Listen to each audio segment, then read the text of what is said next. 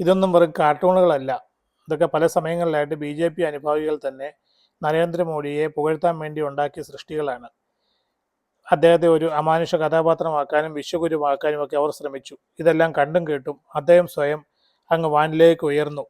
എന്നിട്ടോ ഈ കലാസൃഷ്ടികൾക്കെല്ലാം ഇന്ത്യയിൽ മുഴുവൻ ഇപ്പോൾ അപ്രൂവലായിരിക്കുകയാണ്.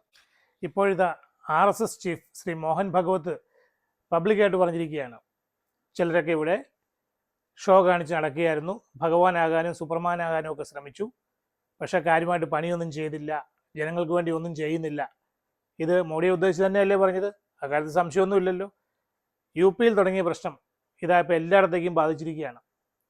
ഇനി ഓരോ സ്റ്റേറ്റിൽ നിന്നും ഇതൊന്നൊന്നായി പുറത്തു വരാൻ പോകുന്നേ ഉള്ളൂ. BJP ആകുന്ന ആ വലിയ അരയാലുണ്ടല്ലോ, അത് ഒരുപാടങ്ങ് വളർന്നുപോയി. ഇപ്പം അതിൻ്റെ ശാഖകളെ അതിന് തന്നെ താങ്ങി നിർത്താൻ സാധിക്കുന്നില്ല. ഓരോരോ കമ്പുകൾ ഒടിയാൻ തുടങ്ങുകയാണ്. കാത്തിരുന്ന് കാണാം, നോക്കി.